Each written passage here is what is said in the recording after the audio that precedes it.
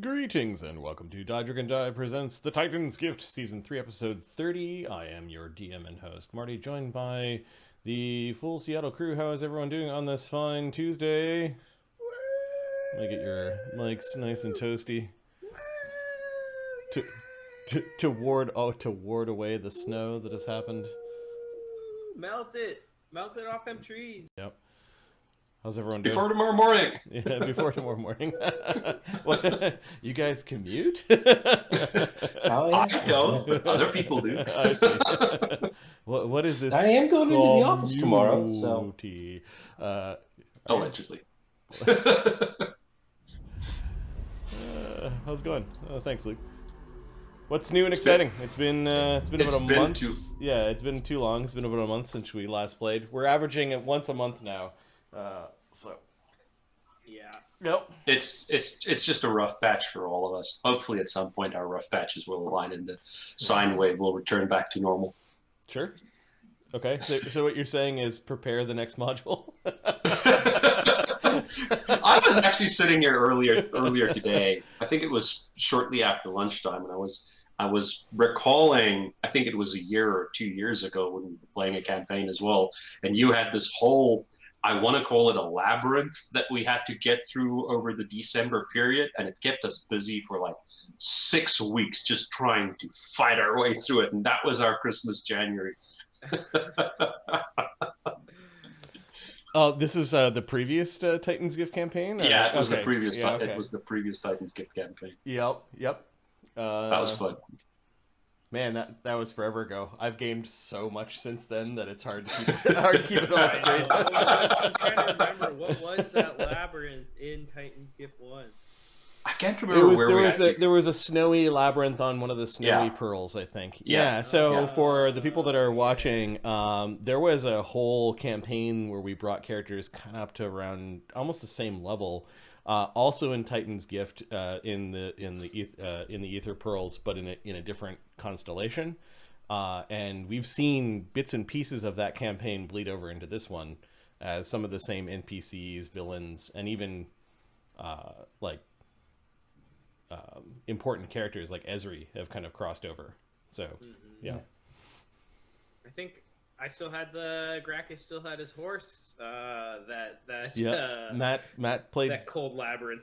Matt played Darshan, a Oracle healer, life Oracle. Luke was playing Gracchus, basically an archer, a ranger archer. Ranger Archer, druid. Yeah. Neil was playing a fireball loving wizard. No, not Neil. What was your wizard's name again? It was Avery. Avery. Okay. Avery, yeah. Avery Noranu Naik. Yeah. For some reason, I was trying to conjure his last name, but it just wasn't working. I think his last name was like Anunnaki backwards or something. Yep. I can't remember. I never got that. There were something like that. There were a few other players and a few other characters involved in that game. But yeah, good times. Levi was in that game. That was his first game, and he played Egan for a while. Yeah. Yeah. That was his first character, which his first character kind of feels a lot like his halfling anyways. Similar behavior.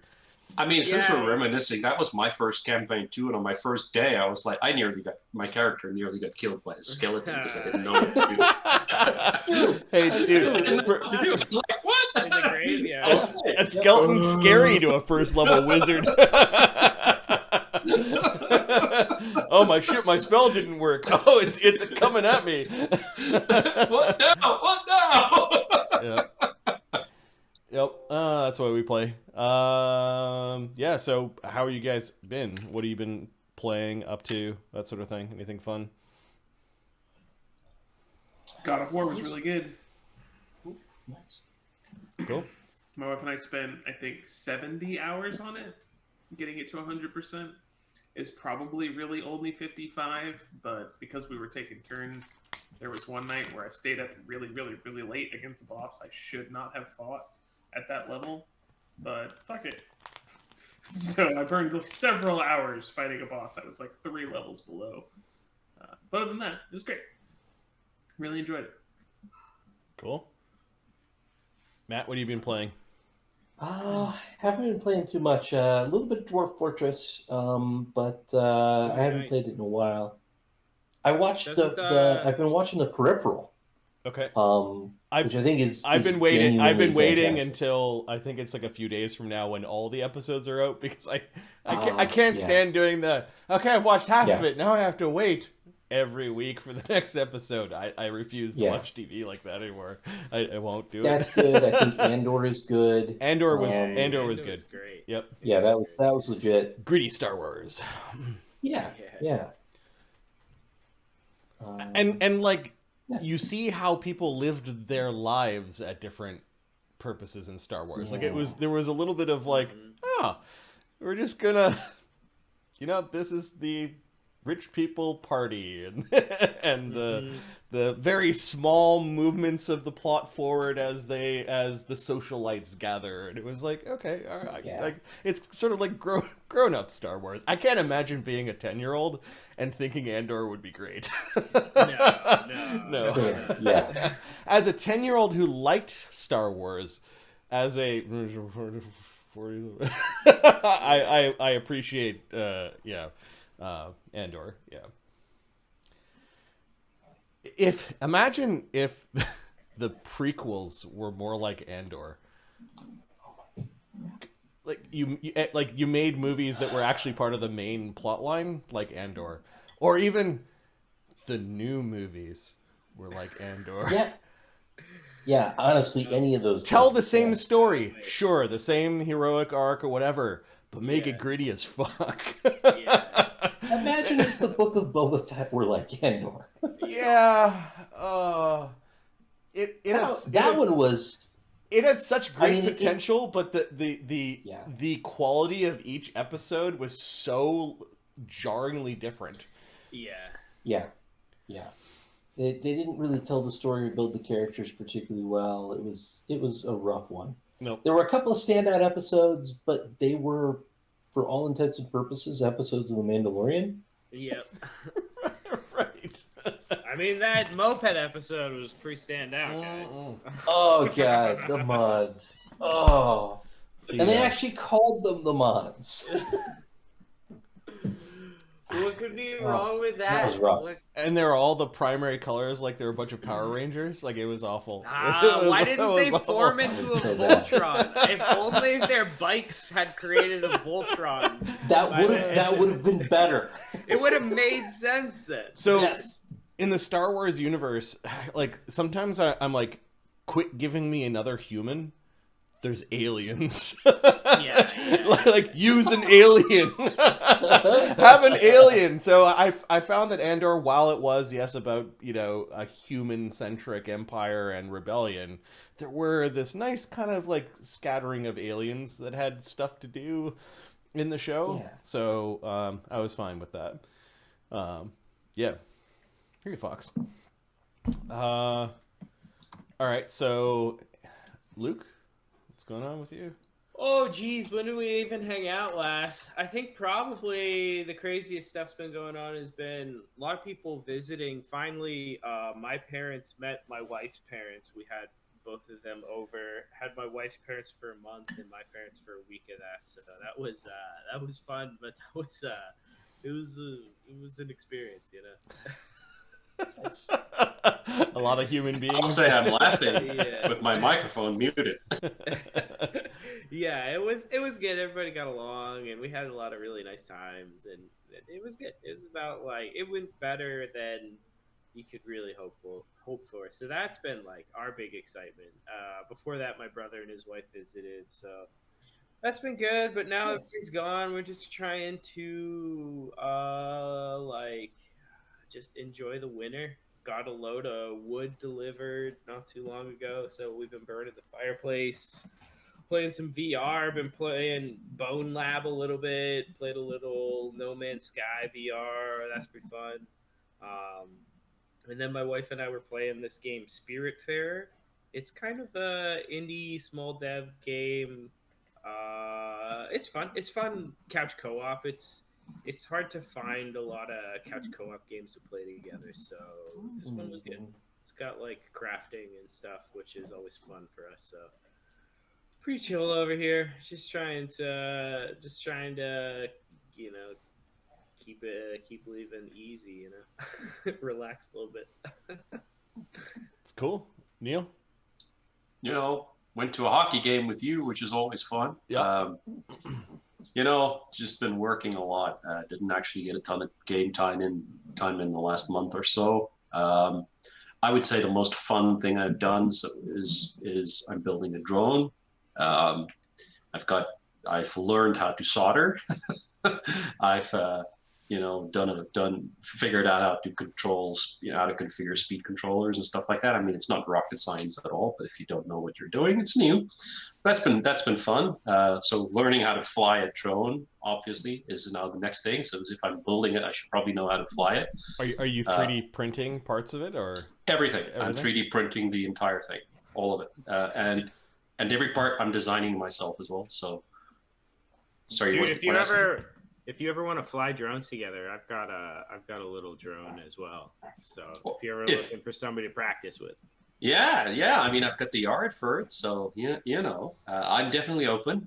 I am not great at it, but I enjoy the build process and the engineering that goes with it. So that's the fun part. So I have a drone assembled. It's not very pretty right now, but everything works. It will fly. I just cannot fly it. And I still need to build a little bit of a tail or something for it to keep the antenna up, because right now the antenna is just a loose hanging wire. And then I have to figure out, okay, so now that is a functional but non-pretty drone. I probably want a prettier drone that's also functional, so I'll do that as well at some point. So I would say that would be the only thing I've done in the last month worth mentioning. I've played a little bit of Cosmoteer, not a whole lot, just a little bit. The game actually, the guy released the game on pre-alpha or early access or whatever on Steam. Pretty decent, I will say. It's one of those things where you can sink a ton of time into just trying to optimize the perfect ship that can actually be a good balance between the labor required to man your ship and the resources required to build the ship, and of course fighting, because that's the only thing you build the ship for. So balancing your defenses, your armor and stuff like that with your offensive capabilities. It's really fun because you don't spend a ton of time micromanaging. You spend most of your time trying to figure out how to build the ship. So that's the fun part of it. But like I said, I haven't spent a ton of time gaming or so in the last month. It's been a pretty busy time at work. But I think in a week I go to watch hockey again with you. Cool. So that's something to look forward to. Yeah, and then end of next week, I travel back to Canada for a month. So we'll be doing... Leaving us already? Come on, Marty. Yeah. My job has 2 weeks shutdown at end of year, so it's kind of a good time and I can work from home. So that makes sense. Yep. Yeah, go enjoy your house. Whoa! Some nice stuff happening in the side chat. Wow. Games for me, I just kind of go through my regular rotation of Civ 4, then for a little bit Stellaris for a little bit, and then Wrath of the Righteous for a little bit. Yes, I've created a new party. Are you cheating still? Oh, of course. Yeah, of course. Gestalt all the way. There's a mod that allows you to do Gestalt. It's a lot of fun. And then you add more than 6 dudes. Just because you're like, oh, I could really use one of this, and my party really needs a bard. I do turn it up to unfair. So when it's like, yeah, we're 10th level, we're having a hard time hitting AC 52 on this enemy, it still makes you think. But let's do a recap of the last couple of games.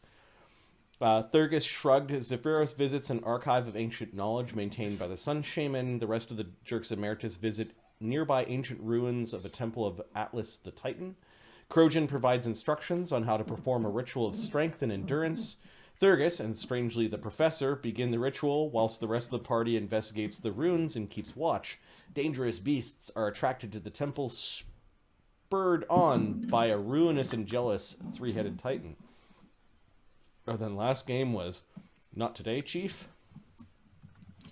Zephyros combs through the library at Flameford while Thurgis and the professor prove their might and endurance before the ruins of Atlas's temple. The town comes under attack by the combined forces of the Queen, gargoyles from the Tower of Alchemy, and Red Mantis assassins. And that is where we pushed pause right at the end of the first melee. Above the town of Flameford, many of the characters are flying. There's still a few enemies on the map. What were the yellow triangles on the forearm gargoyles? Were they audible hallucinated? That should be auditory hallucinations, yeah. Okay, so they're hearing stuff that you're feeding to them, Professor. Okay. Yeah, basically their boss is telling them that he's got everything else is fine, but we got to get rid of this gold dragon so that they can escape. And the gold dragon is the big persistent image that you created above the Flameford Tower, and then the rest of the party had just finished saving Chief Reddyclaw. Bukerbeck used one of his Breath of Life to keep Reddyclaw alive. And I think hit points, damage, and spells you guys should be able to, or you guys should be still tracking. There's still a Red Mantis assassin that fell down. Several of these gargoyle brutes. And then the sounds of a mighty spell battle happening in the hall of the Grand Simbast. Kit Deandra is on the top of the building, waving you guys over. At least the ones... Yeah, it's the kid. The little catfolk Rakastan child. We see you, we're coming. I think we're just starting at the top of round 5. I'm going to paste the initiative order. This was the kid who waved, right? Yep. Yeah. Don't worry about X. Zephyros, you're the first to go. Marty, come on. I'm worried about X now. I'm more worried about X than I've ever been. All right, so Zephyros is floating. He's just on the inside of the entranceway to the Chieftain's Hall. There are a couple of confused-looking gargoyle brutes, and then Thurgis is flying between you and another gargoyle brute. And I think you can see as he's attacking down through a staircase some of the Warriors of the Sun. Right. Yeah. I think they were in. I don't know if all the spell templates get saved. There was a Black Tentacles that I believe got dispelled. We dispelled it. Okay, all right. The Warriors of the Sun are there's a couple of them up the stairs slightly, and they're attacking anytime a claw comes around the corner. And there's a few hanging back with their bows, and arrows are flying up through the stairs and the ancient ruins of the Flameford Tower. Zephyros, what are you doing? So we've got mind link up, right? So we can at least hear, communicate or telepathic bond, right? So I think some of you do. I think the important folk do. I mean, the main characters do. I think. It is, to be precise, Professor Zephyros, Pharisee, Thurgis, and Crojan. All right. Okay. So Zephyros asks, "Are we teleporting over to go help inside the? Is it a hall, a library? I think." Yep. You've seen the library, so you know where this battle is taking place, I think. Yeah. All right. So Zephyr, I will delay. Come to me, and we can dimension door in there. I can take myself and Thurgis and 2 others, I think. 2 small others. You should just take me and Crojan. I can take myself. It's fine. Okay. So Zephyros is going to delay and give Thurgis and Crojan an opportunity to get close to him. Okay. Next in initiative, Bloat Mage. The pieces of the Bloat Mage are all over the place. I think you turned him to ice and then blew him up. Yep. We put him to sleep and then coup de grace him. Okay. Tech Sirac Gagat. Matt, you're controlling Tech. Tech is just going to help clean up here. Let's see here. Tech's going to come up to here. Yep. Shall we dispatch this one, my queen? Yes, please. He's going to coup de grace next turn. This one is still fighting. It's just prone. Oh, just prone. Yeah, there's no damage on that one. Isn't that one asleep? Oh, wait. Yeah, I think you are right. That one is I think asleep. I slept. Yeah. I forked the sleep and hit them both. So I think he can coup de grace. Let me do a quick check and see if he has any spell slots available. So you got them lead blades going? Let's take a look. Let's see. Yeah, he's got lead blades and bark skin going. Spells per day, prepared. He's got some prepared spells, but nothing amazing. Yeah, I think we're okay for now. These two 4-armed gargoyles. This one retreats from Zephyros so he doesn't get smacked by Zephyros's big scythe, and then is flying up to the dragon to try to get rid of it. This one... Now, they're not compulsed to do it. They just believe they've heard the commands, right?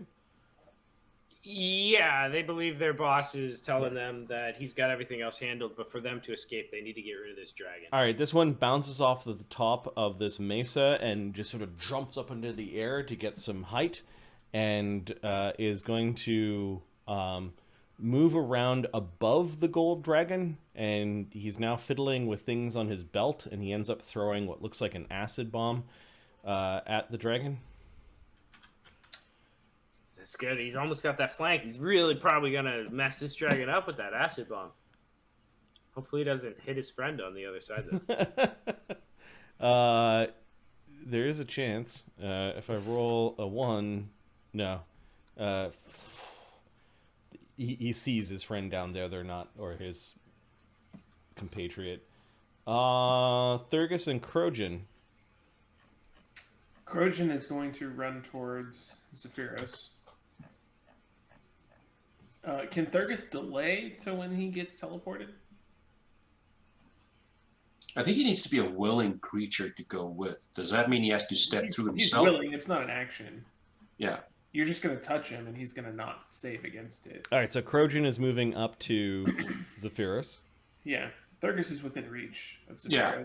Yep. And he can take both of us, so Thurgus will delay. So as soon as they're ready, as soon as they're there, Zephyros will... Okay, since you delay... Krojan delay... will spend like an action to ready if he is within reach of a hostile target. So he's going to get teleported, so if he'll burn one attack, but he'll lose the rest of his round. Do you want me to split them on the initiative, since Zephyros is going to go after him? Yeah, sure, please. Okay. Here, no problem. I could do it. Thurgus is plus 13 on his initiative. Mm-hmm. I'll double check. I don't think that's true. He's actually plus 15 right now, technically, because Good Hope gives us a bonus. Okay, and Krojan's what? He is normally plus 2. Right now, he's plus 4. With Good Hope. All right. And you guys are going at 16. Okay, so give me a second. Zephyros delayed, which means he goes after 16, which is he goes at 15 in initiative.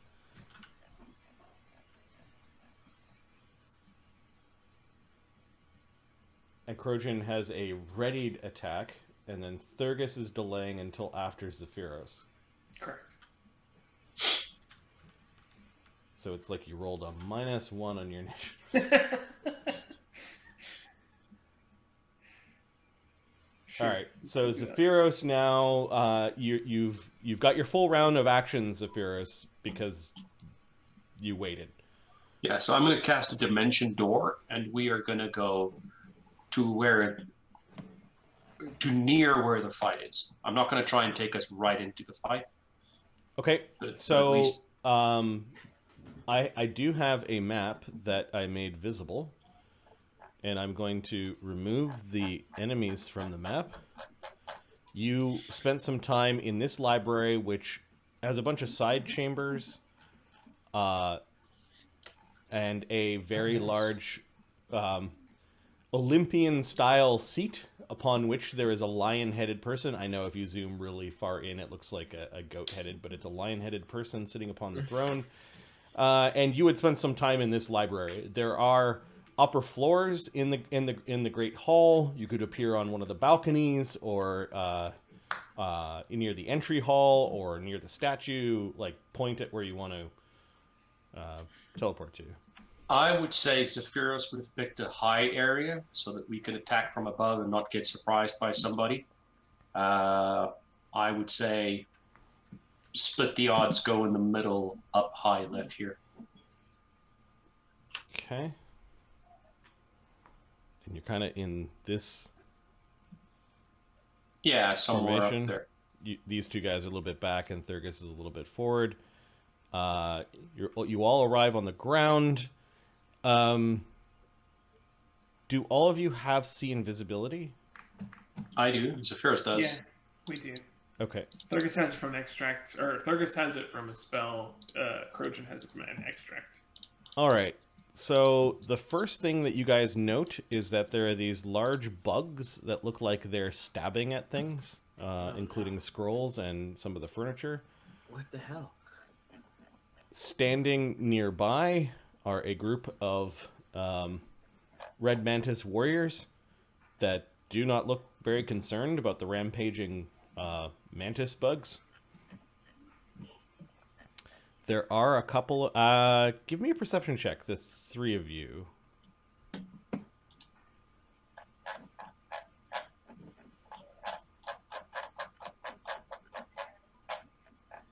Who's this guy? Loudest mouse scroll ever.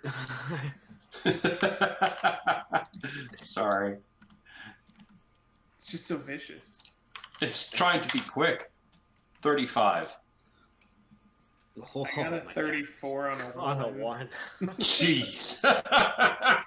I'm an Inquisitor. And I'll get Crojans here in a second. I mean, I got a 35 on an 18. There you go. Crojan got a 35 too. All right, 90. so there is 36 plus distance is DC 40 to notice these two red mantis assassins, or to notice one of them. One of them's hiding behind a pillar. The other one is actually floating out up top, kind of in a shadow that is cast by the pillar. So I think all of you see this guy. Most of you may not see him. I don't think anybody sees him. We got 35 and 34.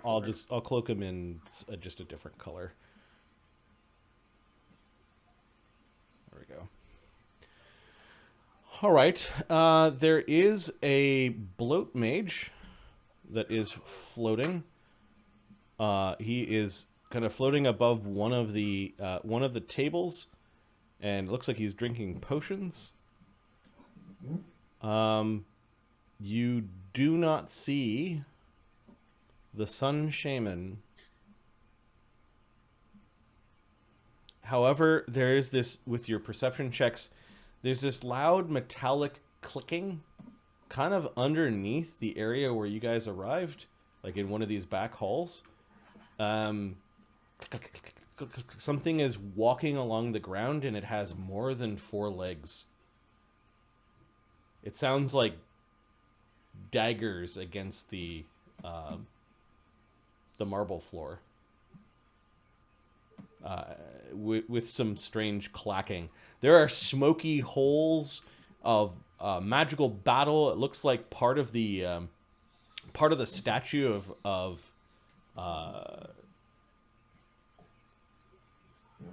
the god, whose name is escaping me at this moment, of Halcyon, is sort of strangely wet and ashy at the same time, like an explosion happened. And there are some curious boreholes, like beams of magic, that are still smoking in various parts in the library. And last time I did describe part of the library being destroyed. It looks like a disintegrate had gone off here and rendered all these books in this area to ash. No.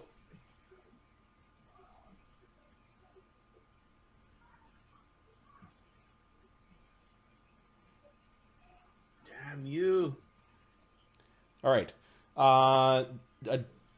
A dimension door ends the turn for the caster. So, Zephyros, your turn is done. Thurgus, you had delayed, so you can go.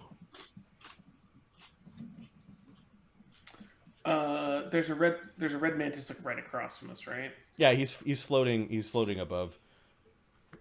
He looks a little surprised when these three very large creatures appear on the balcony. Thurgus is still flying. You're fucked, says Christopher from Thurgus' shoulder.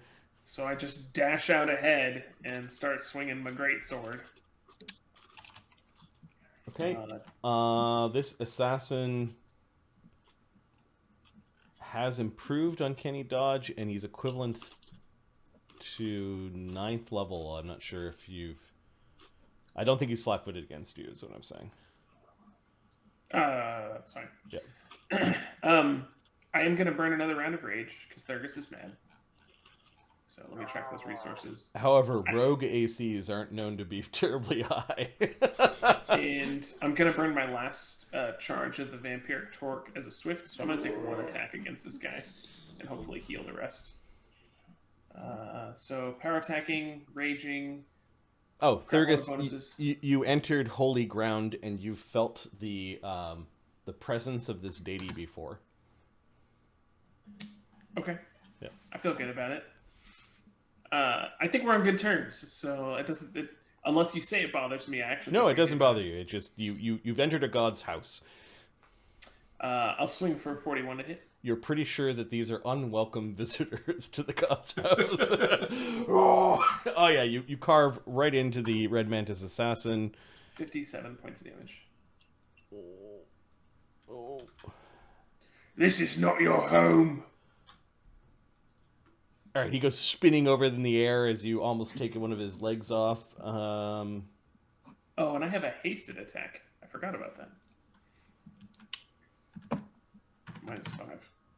Okay, 37 to hit. Your backswing also hits as he goes tumbling out and kind of for another 57. Stabilizes himself. He is not able to scoot away from your angry blade. 114 in one round. That second part chopped him in half. He's dead. And I just scatter the blood because we're in the air, just across the floor. Anointing the ground with the blood. Eeny, meeny, miny, fatso. And I point at Blood Mage. Oh, who, me? Oh, they didn't bring me with them, says Makernam as we go back to the other map. Makernam's moving forward, his little feely tentacles. Oh, Professor! Yes! Oh. Is that you? No, this is the illusory one. Yeah, well, Makernam's asking you, is that you? I don't think it can speak language. Oh, it's okay, buddy, it's okay. Trying to make you feel better with tentacles, and he will get a will save. Makernam. Neil, if you want to roll a... Where's the gobbler? Yeah, I think he's a major image. Looks like he goes down round 12. Plus 10? I don't know if there's a good hope running. There it is. Okay, plus 12. Matt, you're still muted. I don't know if you're talking to us.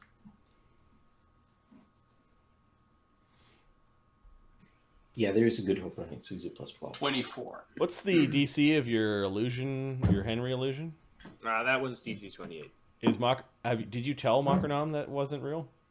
I think we all know there was a discussion about this. Maybe in the telepathic bond. Probably in the telepathic bond. Is Makernam in the telepathic bond? No. Honestly, he's I not in disbelieve bond, the no. regular professor on a Yep. regular basis. Oh, it's okay, buddy. It's okay.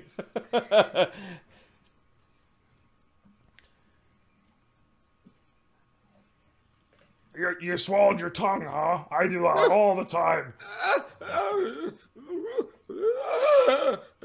All right, Bukerbeck. Are you going to be able to... What did that gargoyle buy? This one. Oh, that gargoyle probably attacked. Yeah, that guy. That guy. Okay. Yeah, he probably would have attacked Thurgus, right? Let's back up a little bit. So Thurgus, you might have some damage. Understood. What is Not super likely, but possible.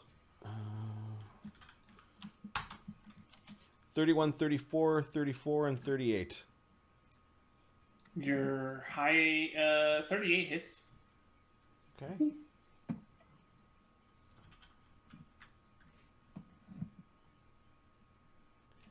Sorry, they've got bite, foreclaws, a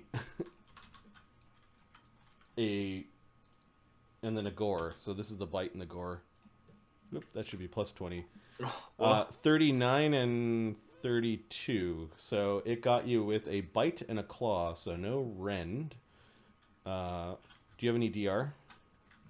Versus bludgeoning. And Okay. let me double check Stone Skin. I don't think I have Stone Skin active today. I do not. All right, you took a total of 25 damage from before you teleported away from the gargoyle brood. So I net 3 from the vampiric torque. Nice. All right, thanks, Matt. Boogerbeck's. Akrin, can you look after the chief? I need to look after my friends. No problem. Boogerbeck will go scurrying from this place. I think he moves at 30.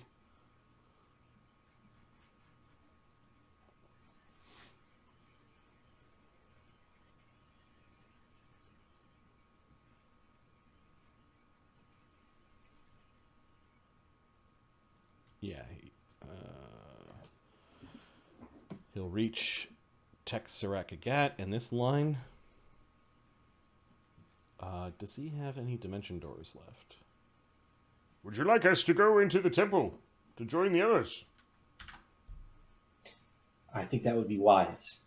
Okay. Take me where there is more meat. I can bring 3.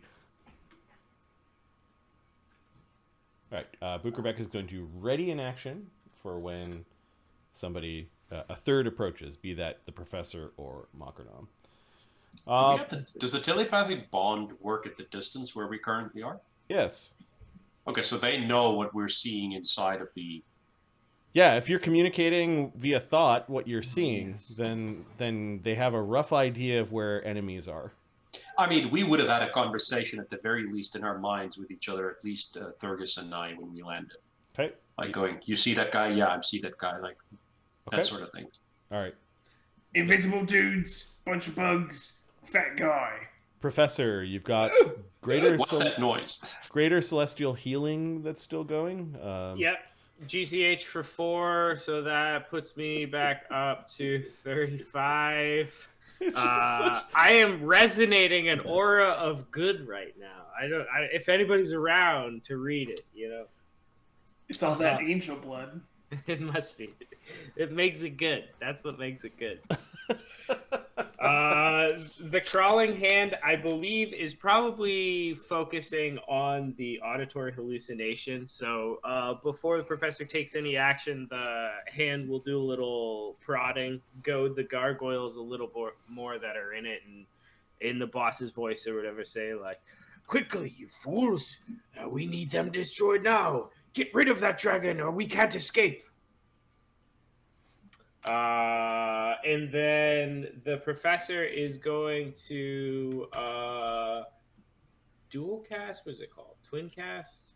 I think it's dual Spellcasting? Dual spellcasting. That's it. I'm going to do greater invisibility on myself, and then I'm going to dimension door the hand and I as close as I can into that place. I don't know if I've spent any time in that temple. Probably. I mean, there's a library, so maybe I peeked in, but so yeah, I'm gonna shoot for it. Where? You're just gonna go randomly into it, or? I mean, I don't really. I'll probably try to go in towards the The entrance here is kind of like in the foreground of the image I showed you. Yeah, and I'm not very perceptive, so I probably have no idea where like the explosion and stuff. It's probably just like in the building in my mind. I'll probably shoot for like deep in the back, probably where the statue is. I mean, I don't know if the statue's in there, but I want to try and kind of like jump in somewhere there that might be tucked out of the way, away from the door. They might be trying to defend the door from people rushing in. Okay, so you're trying to go as deep into the temple as you can go. Yes. Okay. Yeah. What's the roll on that? Is it up? It's not. It's just you. You've never seen the temple. You're taking a guess at how deep in it goes. Mm-hmm. So give me a.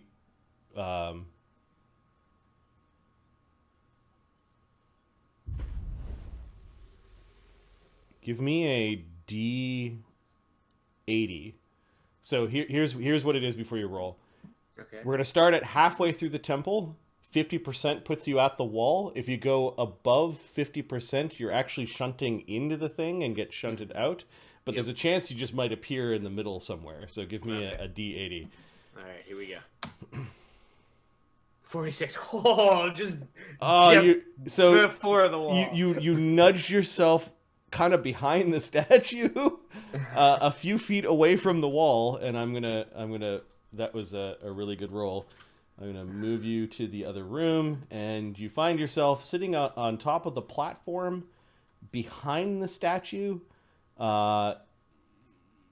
Your feet are starting to smoke, like something about the statue is causing the professor's feet to burn. Probably because it's like holy. But I'm radiating good right now. Oh, Come on. You are radiating good right now. Okay, so it's starting to smoke, but the goodness of your aura is keeping you safe. But it smells like nice incense. Yeah, that statue's got to be so confused right now. You get the sense that this is a place you don't belong. Yeah. There's this crushing judgment that is coming down from the statue on you that is making you feel really small. And the professor is small right now. You cast Reduced Person on yourself as a battle buff, right? Okay. Yeah, I am Tiny Professor. Wait, I may... All right, Professor, you've got a better vantage point of what's going on in this alcove. There is an unconscious sun shaman that is being spun in metallic webbing at the back end of an invisible creature that looks like a what are we going to call this? We're going to call it metal spider construct. It looks like it's spinning out of its thorax, like a metal wire. The end of the wire looks like it was a bunch of flanges and hooks that hooked directly into the Sun Shaman. The Sun Shaman is just unceremoniously kind of being twisted in this wire. The thing looks terrible and fascinating at the same time. I know how the professor likes things that are strange. It is interesting. There are some weird magical auras and like heat, as well as signs of frost coming from different sides of the creature. And while it looks metallic on the outside, you can see... I need to check your skills for a second.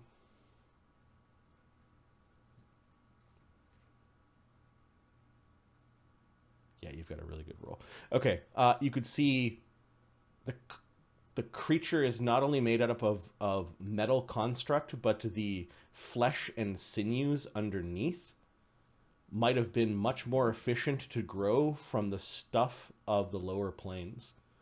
Ooh, so it's like grown. It has some biology grown into its like metal casing. Yep. And then there is this very curious. Actually, I need a perception check from the professor. I mean, just I'm gonna just say he probably doesn't see it. DC 30. The dude isn't. He's got +9. There's no way he sees it. All right. Yeah, there are little statues all over the place of different deities of the pantheon, of perhaps scholars that once worked here. There seems to be a mishmash of cultures as this place has been inhabited for a considerable amount of time. You mistake one of the statues that's in there as a statue when it's not. I will relay in the telepathic bond what I'm seeing of this construct, and I'll call out, "Oh, I see the Sun Shaman. He's down here behind the alcove. Oh, seems to be wrapped in a web of sorts." Is it really metal? Looks it. I've never seen a construct of this kind before. And you said it looks like there's cold or something coming out of the sides of it? Yeah, I saw like multiple elements. Yep. Oh shit, there's a ripple of electricity that just went down its back.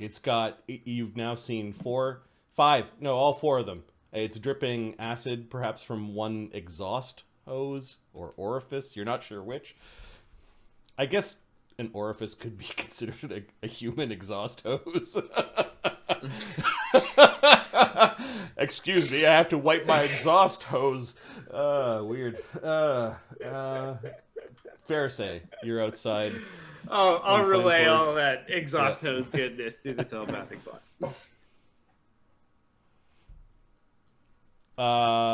Yeah. Pharisee. What am I gonna do? We are waiting for Makanam. Makanam! To us! Quickly! The professor's got something stuck in his throat. The professor wants to be here. That's an illusion, you idiot. I mean, my good friend. Oh, okay. Quickly. Okay. I'm going to continue Bard Song and whack coup de grace this bug. Okay. Given that you're not very strong, I'm going to make you roll the damage. Absolutely. That's the fun part. It's your abyssal steel pick, though, right? Exactly. Yeah. All right. You aim it up for the side of the creature's head. It is a monstrous crit weapon here. Let's see. This is what I built it for. All right. So it is a ×5 crit weapon. So 5d. Let's see here. 5d3 instead of 1d3 plus. It's magic. So +1, but I'm strength -1, so that cancels out. And then we've got Bard Song and Good Hope running, which are +5 times 5 is 25. So 5d3 plus 25 damage. The D3 is what making me laugh. No crit chart on coup de grace. 34. 34 damage. Okay, so this thing wakes up with 34 damage. It does now need to make a DC 44 fort save to live, because that was a coup de grace, and rogues are known for their awesome... Nope, he dies. It wakes up just to die as this pick is stuck into its temple. He thrashes a bunch, and you're pretty sure that there are exhaust hoses that are leaking all sorts of fluids as it dies in his creepy red mantis armor. All right, so Pharisee's coup de grace while she's singing. Is that her Bard song? Yes. Okay. Pipes. Pipes. Okay. One hand on the pipes, one hand on the pick. Given that the doors are open and the temple is, at least in this desert environment, there's no need to fill in all the cracks all the time. You can still hear Pharisee's piping from within the hall of the Great Simbast. Nice. She is the Pfeiffer. Metal spider demon construct. Is this X? Nope. Alright, so this thing pinches off the cable that it has just wrapped the Sun Shaman in, and then clicks into the room. its strange mechanical head with its many eyes, looks up towards Thurgus.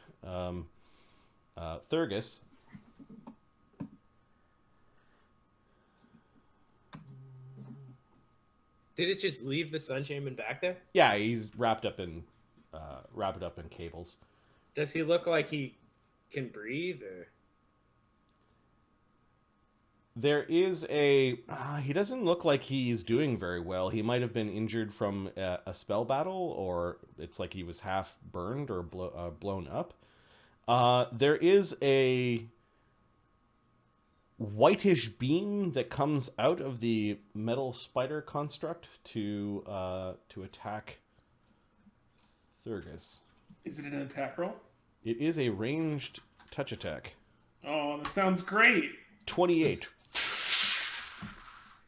Yeah, no. Thurgus, 53 to deflect. you twist your blade sideways and deflect the blade or the ray off to the side. Yeah, it was definitely a cold ray that came out of it. Oh wow, what a lucky block! I could never do that again.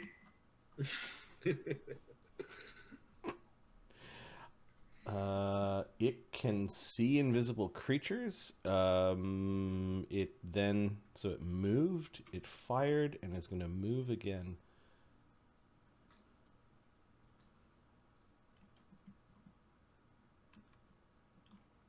What is its movement rate? 50. Oh, goodness. no, I just got here. It climbs up the wall and God damn it, Professor! The fuck you whenever think it's you are?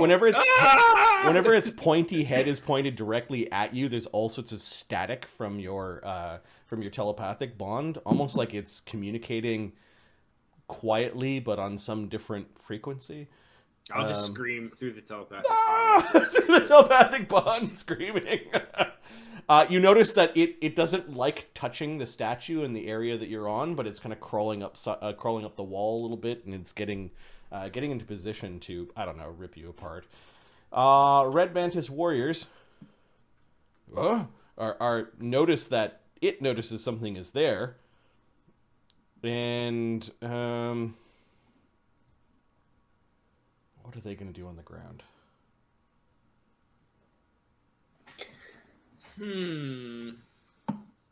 What are we all going to do on the ground, Marty? They're going to take cover behind some statuary and pillars, and there is not one but 3 hold person spells that are being cast on Thurgus.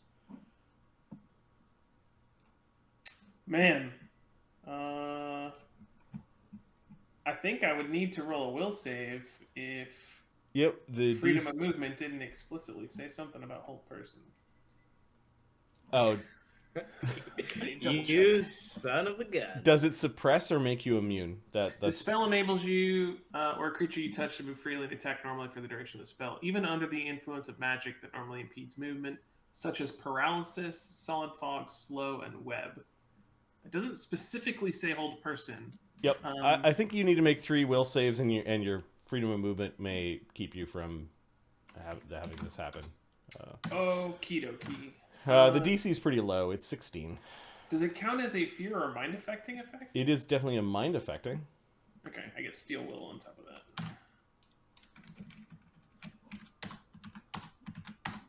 There you go. 29. My low is a 28. Freezing their prey before they strike is a valid option when you're not Thurgus, I guess. They're also pointing at you, and these giant mantis bugs. Let me see if they can climb. I think mantises can climb.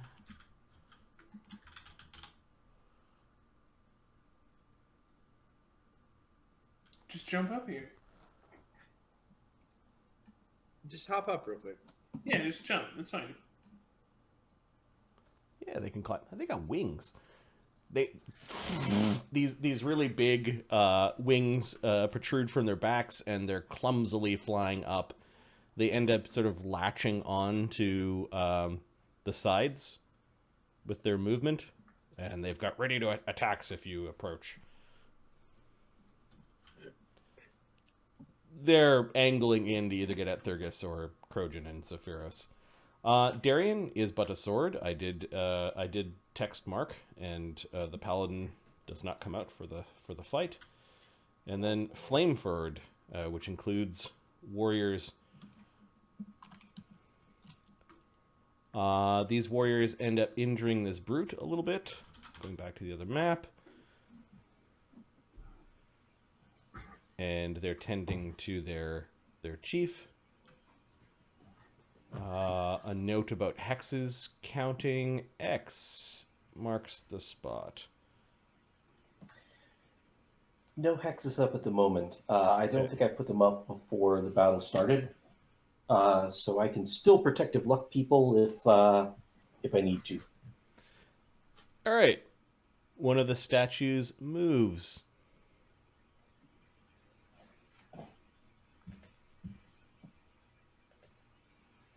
Where?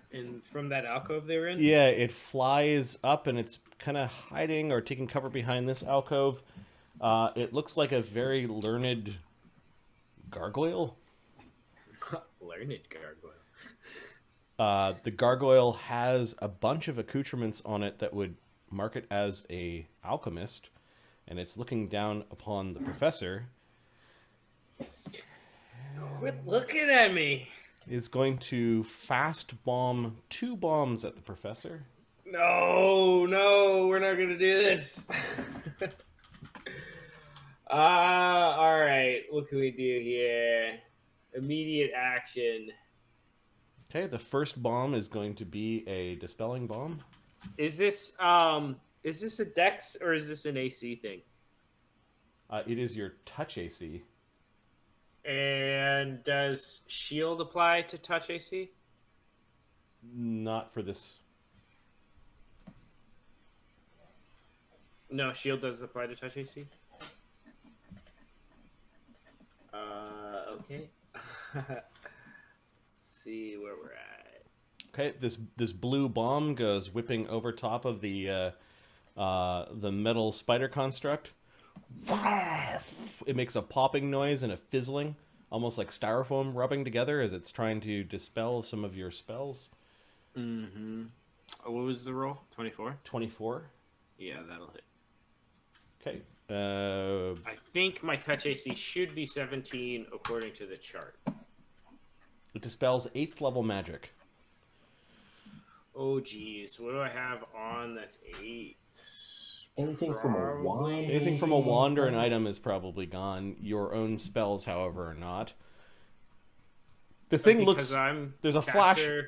Yeah, because you're caster level, 12. Yeah, I don't think I have anything from a wand or a potion or anything like that. I'm pretty sure it was either cast on me by myself or by somebody from the party. Well, that's rude. It says out loud to itself and is going to whip the second bomb at you. It will make this second bomb also a dispelling bomb. Mm-hmm. 35 hits. Yeah, that should hit. Let's try that again, shall we? 20th level magic? I think... Yeah, so... What's the highest spell running on me right now? Yeah, the highest level spell, yeah. Might be Telepathic Bond, 5th Circle Wizard spell? It's probably a high one. Overland Flight would be in the same... we have Windwalk, not Overland Flight, or at least the professor does. I think it's probably going to be Telepathic Bond. Do you have a list somewhere? Yeah, if you click into my token, it should say... Assuming I kept Life Bubble might be up there as well. Life Bubble, I think, is 5th, and Windwalk is a very high level spell. Yeah, maybe it's Windwalk. Windwalk is 6th. So Windwalk is gone?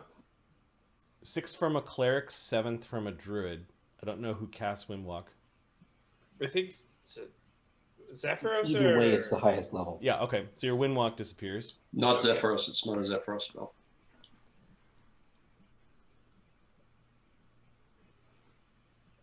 Okay. No. I guess we're time to teach them a lesson, not to mess with alchemists. All right. The X is for Xenophon. Not that he stops and introduces himself. Oh, there is something over there. Lazily floating through the air, multiple images floating all around him. He's now looking at Henry. Well, why don't we say hello the proper way? Oh, hello.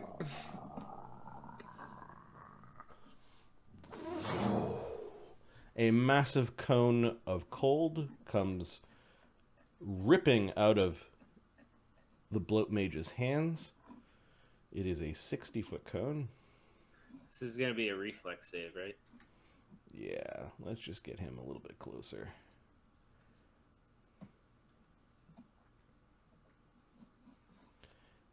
I think he can aim it up and out to get both Thurgus and the professor in this. However, he's also going to get one of the mantises. He doesn't care about the mantises. It actually goes a little bit further than that. What is concerning is the amount of damage this is going to do. Fortune point getting thrown around right now. 48 cold damage. There is a fortune point for the player. I assume that's for the professor. I'm going to accept that. That's a +2 bonus on your saving throw, or you could save it for later. I'm gonna use it on my saving throw. Okay. So reflex. The hand should be out as well. Yeah, the hand is skeletal and I believe is immune to cold. So Okay, so just the professor. So it looks like his reflex is 11 right now. Plus, what did you say the fortune gives me? +2. I'm gonna double check that it is immune. Racial powers, undead traits. No, it's got some flesh to it. Uh-oh. It needs to roll as well. I'm gonna probably give it to the crawling claw. Reflex +6 is this right? Oh, I'll roll for these. +8. Mantises. The mantis fails. It takes 48. It's reduced by 10, so 38. It's still alive. What was the DC? 18? I didn't tell you the DC. The DC that is... one. The claw got 25 on its reflex save. 7. The DC is 22. No, sorry, 24 for the cone of cold. So the claw makes it. It has approved evasion, so it doesn't. Okay, take it any scuttles behind the professor and manages to.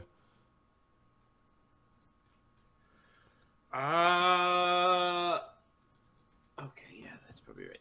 So the professor's at 11 here and rolls 19. The professor gets smoked with it. Okay, 48 points of cold damage. Am I about to die here? How many points does the professor have? Whoa! I've got 102. Wow! Look at that, guys. Weren't you really low in the last fight, though? Yeah, but greater celestial healing, buddy. What, all 4 rounds of it? Would you get 12 health back? Yeah. 48 plus... It helps that he's wearing an amulet of health +4. That's probably why. I'm pretty beat up. I think I'm at 83 damage right now. Okay, and it wasn't above 50, so you don't need to make a fort save or die. You get the feeling that this bloat mage is a little more potent than the others. Mm-hmm. His regalia suggests that he is better equipped. Does he look like he would ever get scared? It does look like while impossibly pear-shaped, it does look like he is a humanoid. Okay. So he moved and he cast, and I think that's it. How did Thurgus do? I rolled a 31. 31? Okay. So you evade, or? No, Thurgus has evasion for fortitude and will. He does not have evasion. So Got he it. took 24 points of damage. All right. Tech is just going to delay. Wait till I get my ring of evasion. Crojan.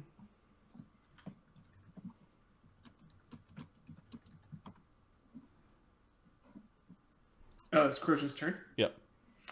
He will move into range of the Fiendish Giant. Actually, he has enough range to pounce that thing, right? Where is that? On the left. Fiendish Giant Mantis 1. Yeah, so you guys appeared on the ground on the other side of the balcony. Oh, so he's on the ground. balcony? Yeah, he's going to jump over the balcony. He has the ability... This one's actually hanging off of this side. He is flying. He drank an extract to fly. Yeah, you could fly up to one of them. He has... What is it? Erratic charge and erratic charge greater. So if he moves 10 feet before he charges, would he be able to get over the ledge and then charge? And he's... Or is that enough? Is he also airwalking, or is he flying? He's flying. He's using extract to fly. Yeah, 10 feet would get him over the ledge, kind of 10 feet up, and then he can just arc down and so he pounce this thing. bounces off the pillar, and then shoots down and pounces this dude. Okay. And he will take his full attack from his pounce. So let's see here. What do we? 1, 2, 24. So this is Bite Claw. 30. Low is a 27. 31 and 39. Let me double check. That's actually before charging. So low is a 29. What's the... does he have magic on his claws? He does. Okay. He's using... Double check. Amulet of Mighty Fist plus 2. So no special materials, only DR magic. That's fine. You're getting through the DR. Yeah. All 3 hit, or... Yeah, these things look like... They look more impressive than they are. He's ripping this thing to shreds. 3... 96 plus... There you go. There you go. 117 points of damage. All right, his claws crash into the somewhat brittle carapace, and he begins ripping it apart like it's a lobster feast.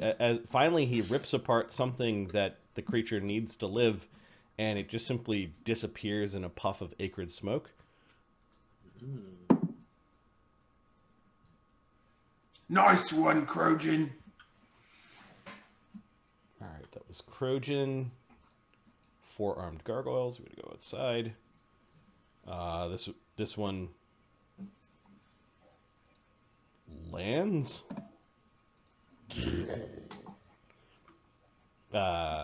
I think Makronam gets an AOO because it didn't really realize that the bag was animate or was like a threat. That makes some sense. I think Makronam will take the AOO. Makronam is in the sheet. I think I've even got combat routines for Makronam.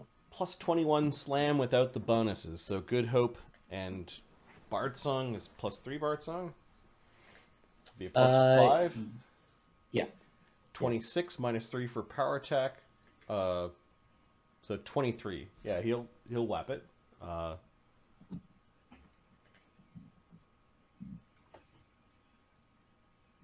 Neil, you want to give me a d20 plus 23? Amit's throwing around hero points again in chat, like always. It's 33. Yeah, he hit the gargoyle as it looked down towards where Bukerbeck, Tech, and Farisay were standing. Makronam's one of his tentacles comes out of and whips the thing over the back. His slam damage should be something like plus 12 with the Bard Song and all that, plus 17 with the power attack, plus 26.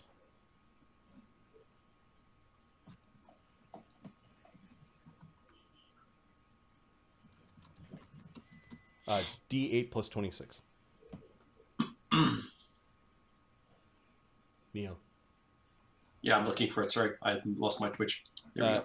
Yeah. 1d8 plus 26. 27. Injuring the gargoyle. Now, the thing about Makarnam's attack is that he does have the grab special effect, so he is going to attempt to grab the gargoyle brute. Oh, I got this guy. His grapple is plus 31 minus 3, plus 28. D20 plus 28. 36. Makarnam's grappled. He latches onto the thing, and the gargoyle's pissed off now. That was. I think Tech will want to undelay first Okay. chance he gets. Yeah. So the forearm gargoyle finishes turn. So he moved, and by moving, I ended up in a grapple. So he's gonna, I think, instinctually just try to throw the tentacles off of him and try to break the grapple.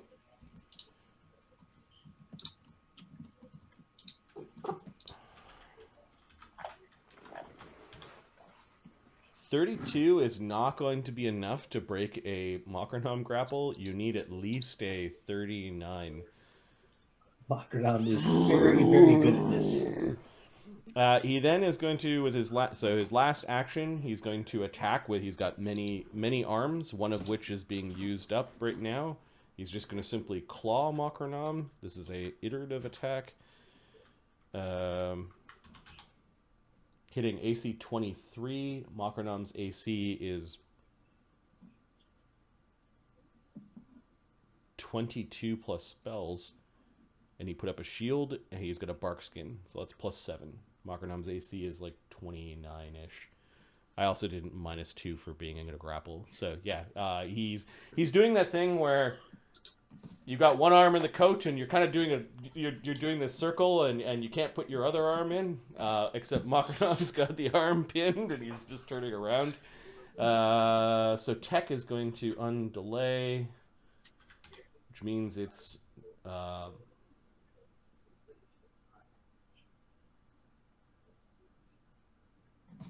he goes at 15. Yeah, so it's now Tech's turn.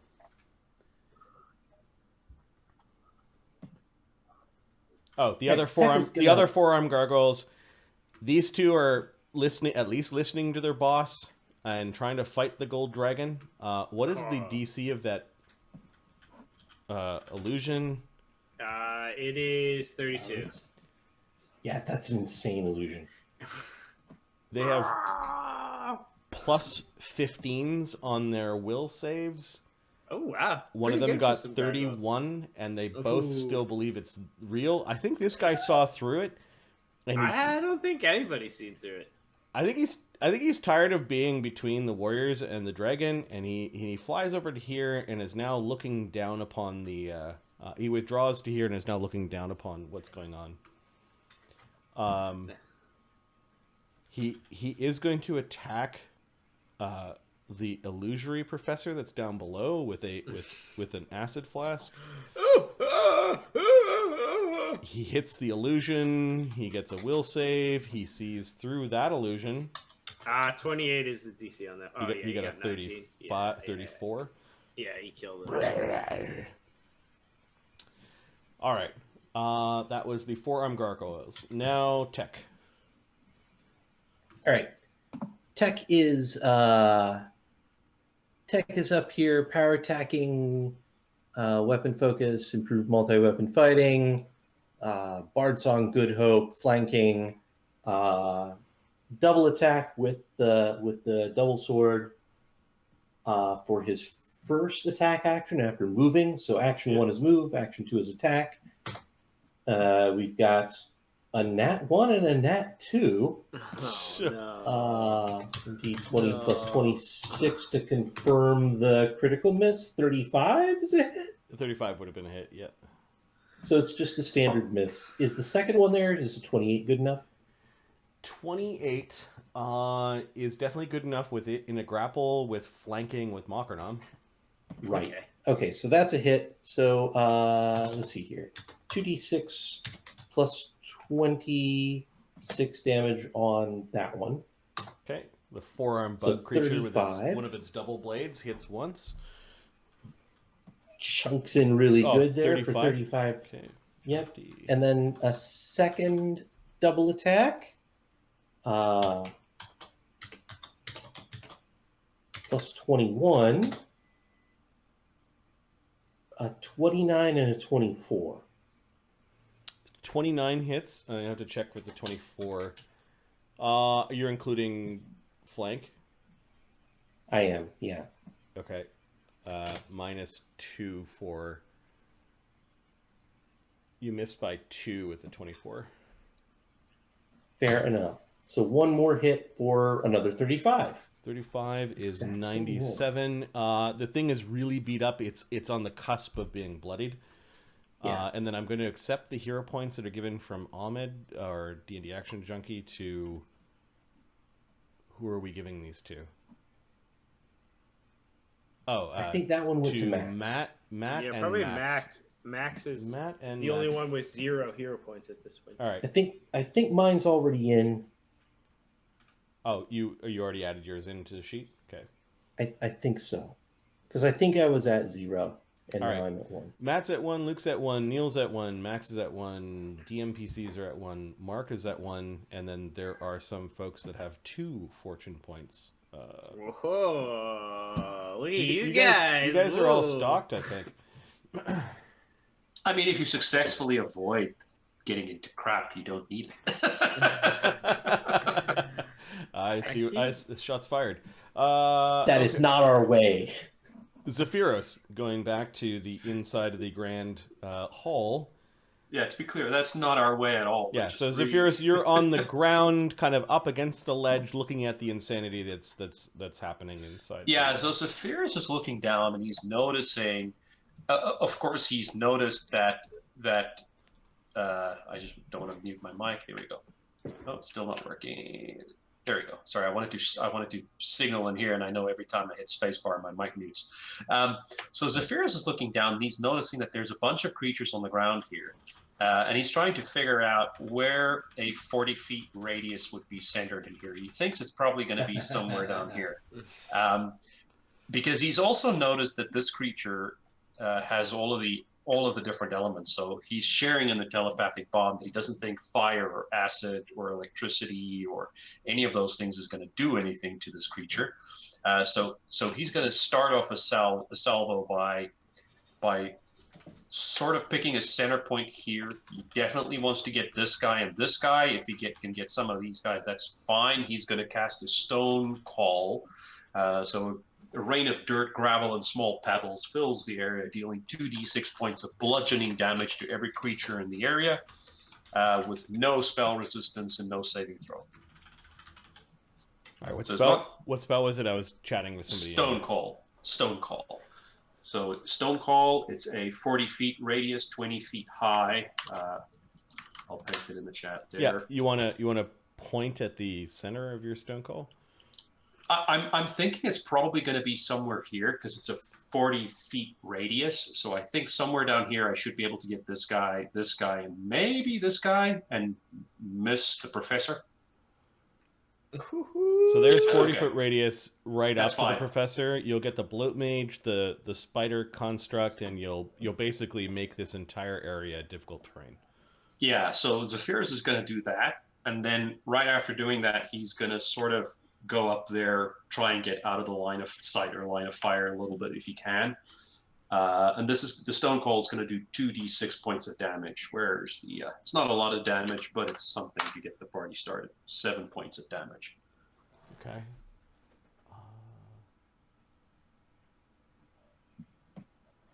All right, the 7 damage does hurt the metal spider construct, the bloat mage, and I think they just take it, right? Is there a save?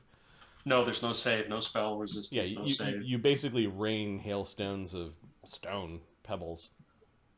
2d6 bludgeoning. I'm sorry, team, but everything else I have is magical, and I don't think magical is going to do anything to the spider construct. The the stones hitting the bloat mage makes sort of like And then, sorry, just Zephyrus moves back as that happens. a rubbery balloon sort of sound. Boom, boom, boom, boom, boom, boom. Oh! Okay.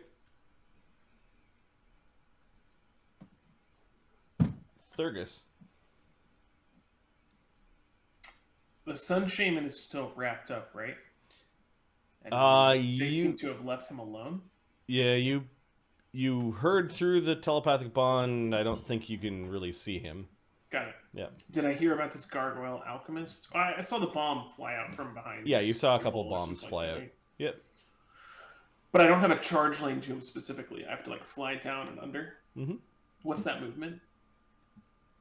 That's what I'm gonna do. So wherever you got to put me to make that happen, I'm gonna go stand on top of the alchemist. If I have to provoke to do it, I'll do it. Yeah, you basically go around the corner. Sure. You could be 5 feet back from him. Yeah, I'm gonna make his life miserable. I'm assuming I provoke from the metal spider construct. Yeah. Yeah, the metal spider construct is going to take a attack as you go by. It is going to try to bite you with its weird beak. AC 27 Misses. There might be poison dripping from its strange beak. I feel really good about fortitude saves. All right, okay. the gargoyle alchemist. You mean I guess he could?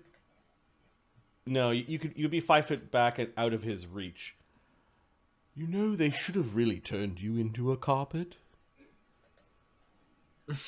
Ah! I rage. There's something familiar about his voice, not about the creature itself. This thing may have talked to you while you were being tortured in the Tower of Alchemy.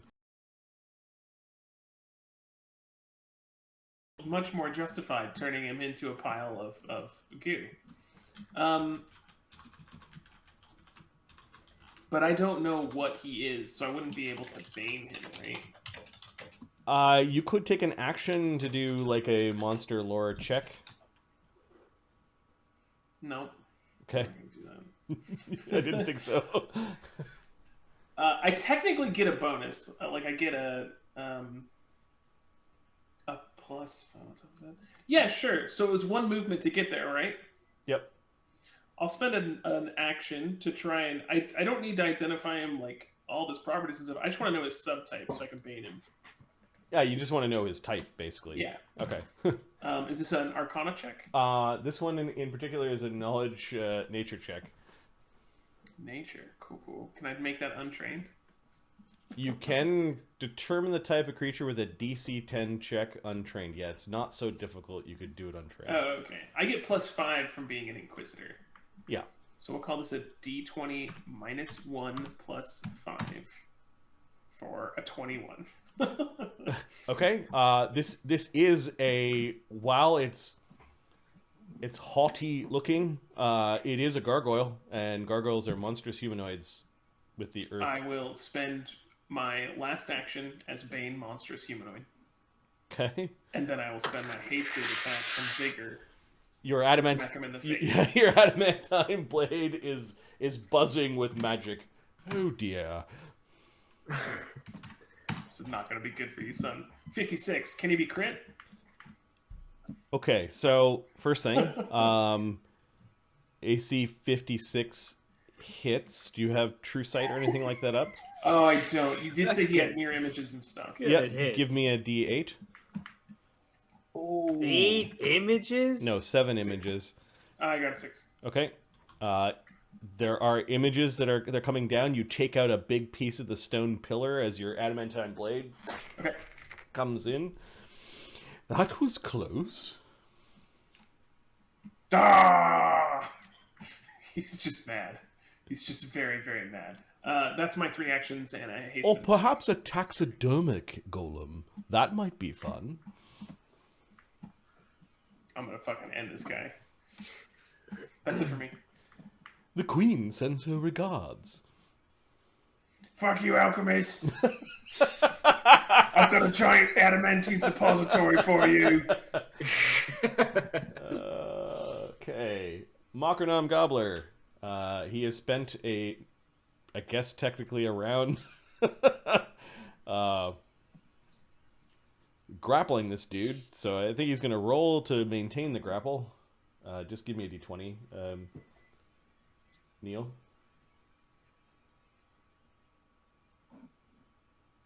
One d20 plus. Just give me the d20. I'll do the math. All right. 9. Yep. So he maintains the grapple, which means I think he can start doing damage in the grapple. All right. Oh, I'm in the wrong area. So Just a d20 again. he's little. Just looking up his grapple damage. Okay. So he's little. So that's a D2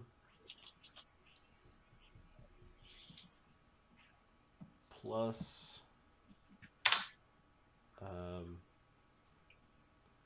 7,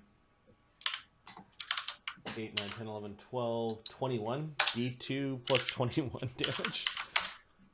22. All right, and then I think he does it again.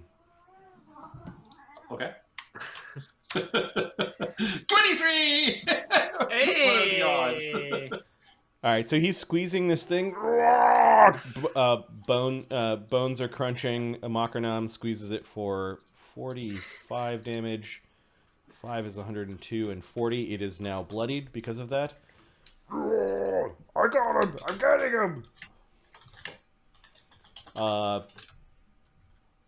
Lukerbeck? Are we taking care of this thing, or are we going inside? He's asking Pharisee, like, do you want me to Dimension Door Let in? Tech Or finish this one off, and then we'll go. Okay. We can't leave it for these injured folks in the back. Bukerbeck goes only a few pips after Tech, so he's going to, I guess, try to help. I'll try to help speed this up. Okay. Bukerbeck. It's been a while since I've looked at him.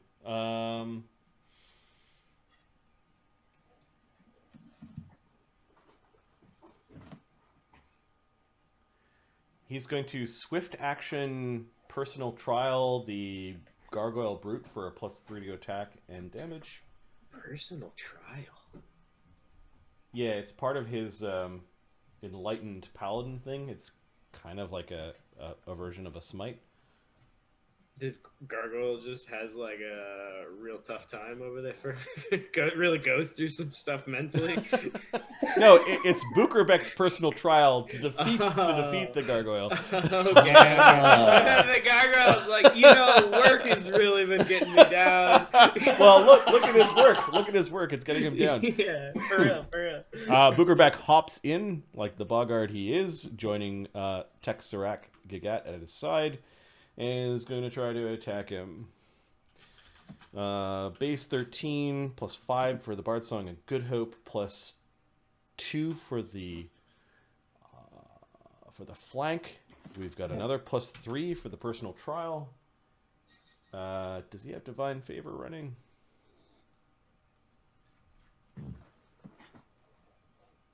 No.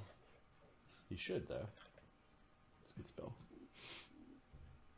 He doesn't have power attack. Okay. Hitting AC 30, he basically kicks the gargoyle in the head.